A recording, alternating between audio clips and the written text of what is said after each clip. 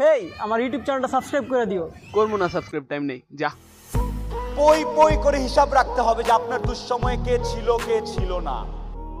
এ ভাই ভাই, তোর চ্যানেলের নাম কি, সাবস্ক্রাইব করতেছি। আতিনা ফি দারে দুনিয়া না হাসান, আতিনা ফি দারে উকবা না হাসান, ইয়া গিয়াসাল মুস্তাগীসিন ইহদিনা ইফতিখারা বিল উলুমে ওয়াল গিনা। हर गोरी देने को तू तैयार है, जो न मांगे उससे तू बेजार है। আল্লাহ মানুষ বানাইছেন ইবাদতের জন্য। ইবাদত মানে কি? সারা রাত তাসবিহ পড়বেন, দিনের বেলা রোজা রাখবেন, জায়নামাজে কাটাবেন না। বড় মানুষ দুনিয়াতে আসা থেকে মৃত্যু পর্যন্ত যা করবেন সব হবে ইবাদত। খানা খাবেন তাও ইবাদত, ঘুমাবেন ইবাদত, বাজারে যাবেন তাও হবে ইবাদত, লেখাপড়া করেন ইবাদত, চাকরি করেন ইবাদত, ব্যবসা করেন ইবাদত, হাসবেন ইবাদত, কান্না করবেন তাও ইবাদত। মন গড়া নয়, দুইটা শর্তের বিনিময়ে করতে হবে।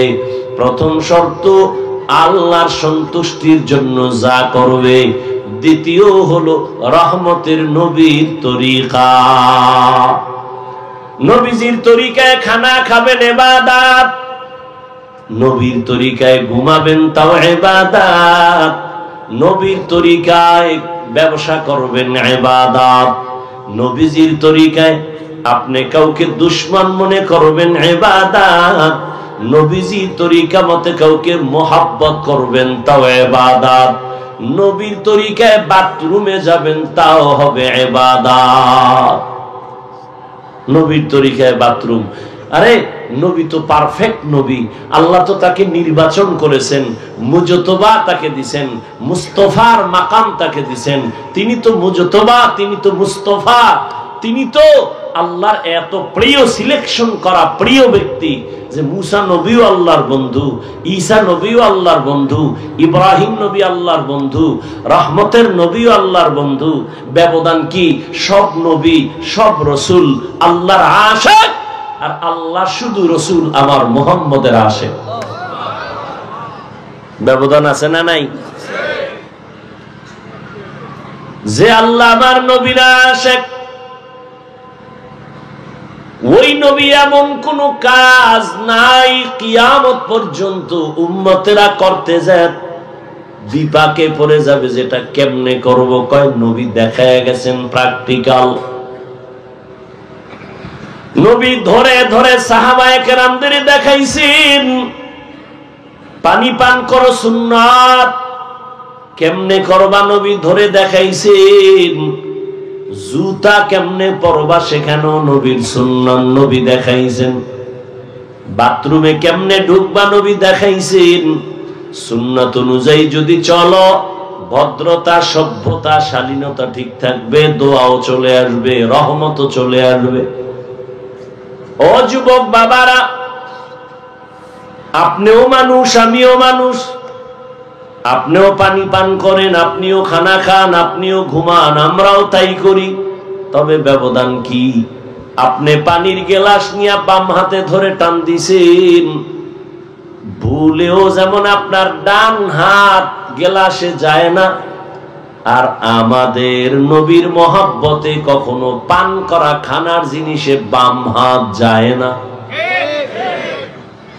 আপনিও পানি পান করলেন পিপাসা নিবারণের জন্য, আমিও করলাম পিপাসা নিবারণের জন্য। তবে আপনারটা তরিকা নবীর নাই, সওয়াব হয় নাই। আর আমি পানিটা পান করলাম, আমি 3 শ্বাসে পান করলাম, ডান হাত দিয়া পান করলাম। আমার পান করাও হলো, পিপাসাও গেল, মাঝখানে সওয়াবও পেয়ে গেলাম। আপনি বাসায় যাবেন, বাসায় যাইয়া ফ্রেশ হবেন, হাত ধুইবেন, চেহারা ধুইবেন, পা ধুইবেন, আমিও বাসায় যাই এমনটাই করব। তবে আপনার মতোই আমি হাত ধুবো, পা ধুবো, চেহারা ধুবো, আপনার কোনো সওয়াব হবে না, আপনি ফ্রেশ হয়েছেন, আর আমি এই ফ্রেশ নামে ওযু করে ফেলবো, আমার সওয়াব। আপনিও কিন্তু 2 জুতা পরেন, আমিও 2টা জুতা পরি, ব্যবধান কি? আমি ডান পাও জুতায় আগে ঢুকাই, নবীর সুন্নত। আপনি ডান বামের চিন্তাও করেন না, প্রয়োজনে বাথরুমে আপনিও যান, আমিও যাই। ও আল্লাহর গোলাম, আপনি বাথরুমে টুপি থাকলো কিনা চিন্তা নাই, জুতা আছে কি নাই চিন্তা নাই। আর আল্লাহর শুকর, আপনাদের বুঝাবার জন্য বলি, বাম পা দিয়া বাথরুমে যাব, ভুলে যদি ডান পা চলে যায়, আবার ব্যাক করে বের হইয়া আবার সুন্নাত অনুযায়ী ঢুকি। নবী দেখায়া গেলেন, খালি মাথায় বাথরুমে যাইবা না, খালি পায়ে বাথরুমে যাইবা না। যদি যাও তাহলে বিপদে পড়বা, কারণ সব বিপদের হেডমাস্টার কিন্তু বাথরুমে বসা আছে, জিন্নাত, শয়তান। এজন্য নবী বলেন, খালি মাথায় বাথরুমে যাইও না, খালি পায়ে যাইও না, যাওয়ার আগে দোয়া পড়ো, আল্লাহুম্মা ইন্নী আউযু বিকা মিনাল খুবুসি ওয়াল খাবাইস। যত খবিস সব বাথরুমে, আল্লাহ এর থেকে পানা দাও।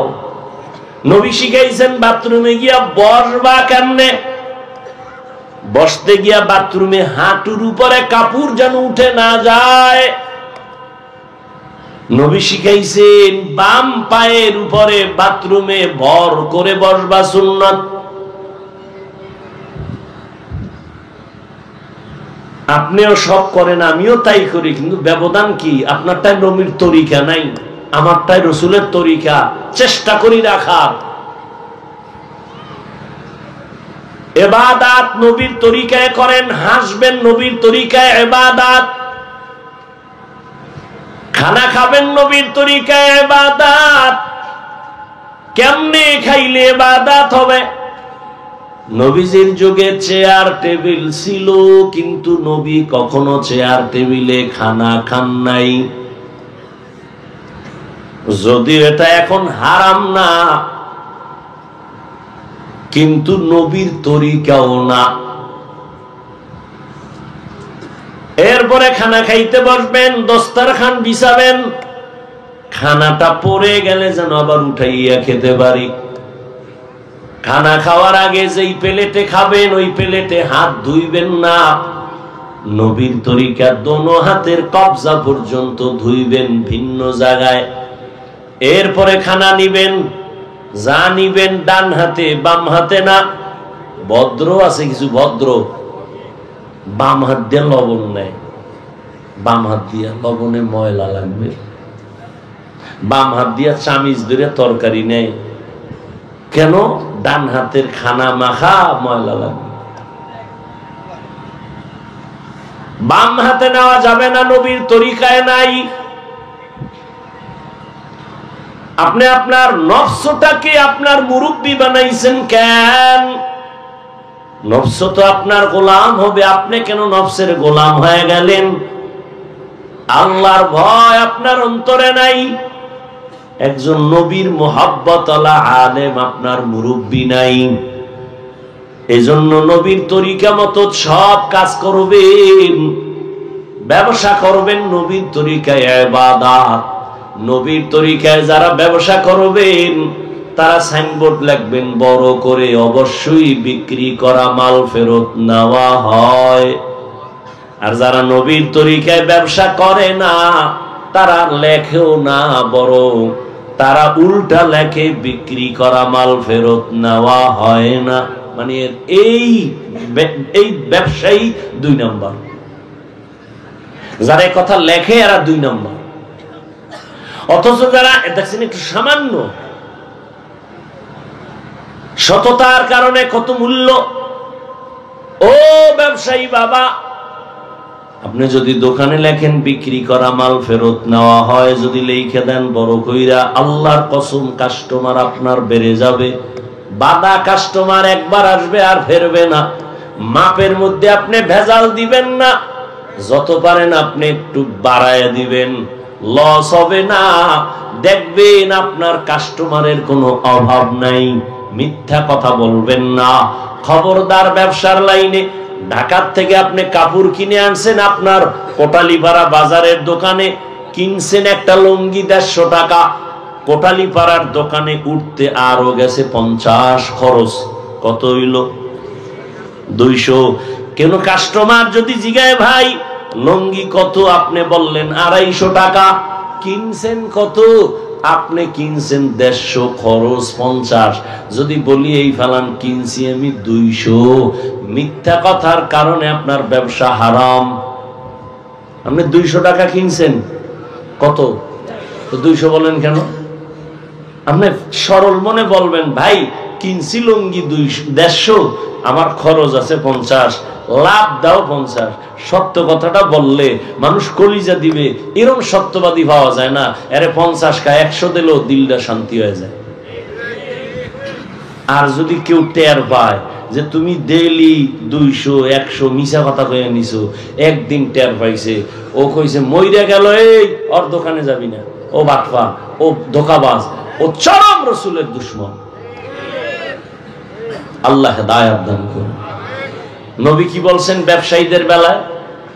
আত-তাজিরু সুদুকুল আমিন মা'আন নাবিয়্যিন ওয়াস সিদ্দিকিন ওয়াস শুহাদা। যারা সঠিকভাবে ব্যবসা করবে, কাস্টমারের ঠকায় না, ধোঁকা দেয় না, নবী বলেন ও ব্যবসায়ীরা নবীর সাথে জান্নাতে থাকবা। ও বাবারা, সন্তান লালন পালন করেন নবীর তরিকায়, টাকা ব্যয় করবেন, সওয়াব আর সওয়াব। মসজিদে দিলে সওয়াব, মাদ্রাসায় দান করলে সওয়াব। একটা স্বামী পাগলের মতো দিন নাই রাত নাই, সকালে নাস্তা নাই, দুপুরে খানা নাই, দৌড়ায় পাগলের মতো কামাই করে, নিজের জন্য করে না, স্ত্রী আর সন্তানের মুখে হাসি ফুটাবার জন্য করে। টাইম মতো খানা নাই, টাইম মতো ঘুম নাই, স্ত্রীর জন্য হাসি ফুটানোর জন্য স্ত্রী আবদার করে, স্বামীর পকেটে টাকা নাই, বন্ধুরে গোপনে গিয়া কয় আমারে কিছু টাকা ধার দাও, আমি কিছু মাল কিনবো। অন্দুর থেকে টাকা ধার করে স্ত্রীর জন্য আবদার রক্ষা কইরা বাসায় যায়। স্ত্রী বুঝলো না স্বামী কি পরিমাণ কষ্ট করলো, আবার স্বামী বেচারাও কষ্ট পায়, এত দিয়াও কষ্ট করে যে দিলাম, স্ত্রী শুকর আদায় করলো না। আল্লাহ বলে ও স্বামীর চেয়ারে যে আছো শুকর আদায় কর, এই মালটা দান করলে যা পাইতি স্ত্রীকে দিছো, সন্তানের পেছনে দিছো, এটাতেও ওই পরিমাণ সওয়াব পেয়ে যাবি। এক লোকমা খানা স্ত্রীকে দিতেছেন, এটাও সাদকার সমান সওয়াব হবে। 1 টাকাও বৃথা যাবে না, করায় গন্ডায় নেকের পাল্লায় উঠে যাবে। সন্তানের পিছনে কত টাকা ব্যয় করছেন। তবে সন্তান গাঞ্জা খায় কিনা এই টাকা দিয়া হিসাব আবার মাথায় থাকতে হবে। কারণ বহু সন্তান বাবার টাকা নিয়ে গুনাহের কাজে ব্যয় করে। এই জন্য ইবাদত, আল্লাহ মানুষের জিন বানাইছেন ইবাদতের জন্য। 5 বেলার নামাজ পড়বেন ইবাদত। 24 ঘন্টা যে শুধু আল্লাহ আল্লাহ করবেন, আল্লাহ তা চায় না। ব্যবসা করো, বাধা নাই, চাকরি করো, লেখাপড়া করো, আমি আল্লাহ ইবাদতের জন্য বানাইছি। ব্যবসাটাকে ইবাদত বানায়া করো। রাজনীতিও যদি করো ইবাদত হিসাবে করো। কি রাজনীতিও যদি করো নবীর তরিকায় করো। নবী কেমনে রাজনীতি করছেন? নবী করেন নাই? ওমরে ফারুক রাজনীতি করেছেন, কিন্তু বর্তমান দুনিয়ার এই ধান্দাবাজি দুর্নীতি কোন ইসলামে সমর্থন করে না, নবীও করেন নাই। ইসলাম তো এমন পবিত্র ধর্ম যে মালিক আর গোলাম এক প্লেটে খায়। মালিক আর গোলাম এক প্লেটে খায়। এখনো সৌদি আরব যান, নবীর সেই সুন্নাত ওরা ধরে রাখছে। কাজের লোক আর মালিক এক দস্তারখানে খায়, এখনো সৌদি আরব এখনো খায়। নবীর আদর্শ এত সুন্দর,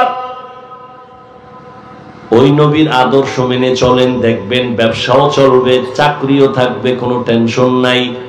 সম্মানও কমবে না। ও যুবক, তুমি লেখাপড়া করো, নবীর তরিকা মেনে 5 বেলার নামাজ পড়ো, মা বাবার দোয়া নিয়ে চলো, উলামায়ে কেরামের দোয়া নাও, মুরব্বীদের দোয়া নাও, কপাল খুলে যাবে। আর যদি বরদোয়া নাও, মরার আগে মরে যাবি, মরার আগে মরে যাবি। কেমনে? রুহু থাকবে, দেহ থাকবে না, হাত থাকবে, শক্তি থাকবে না, চোখ থাকবে, পাওয়ার থাকবে না। বিছানায় শুয়া পঙ্গু হইয়া কান্না করবি, চোখের পানি মোছার আপন কাউরে পাবি না। ডাক্তারও যদি হও, অনুরোধ করে গেলাম, ডাক্তার হও, ইঞ্জিনিয়ার হও, তবে বেয়াদব হইও না রে বাবা। যদি আদবওয়ালা ডাক্তার হও, মানুষ মাথায় নিয়ে তোমার প্রশংসা করবে।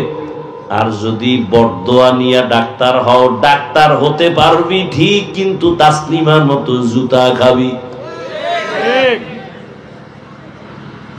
সফল সুনাম অর্জন করে যদি ডাক্তার হতে চাও, এলেম দিয়া, শিক্ষা দিয়ে আগানো যাবে না, মুরব্বীদের দোয়া লাগবে। দোয়ার প্রথম পুঁজি হলো মা বাবার দোয়া, দোয়ার দ্বিতীয় পুঁজি আমার শিক্ষকের দোয়া, দোয়ার তৃতীয় সিঁড়ি হলো উলামায়ে কেরাম, মুরব্বীদের দোয়া। এদের দোয়া যেমন অ্যাটম বোম, এদের বরদোয়াটাও একটা আগুন। মা বাবার বরদোয়া আগুন, শিক্ষকের বরদোয়া একটা আগুন।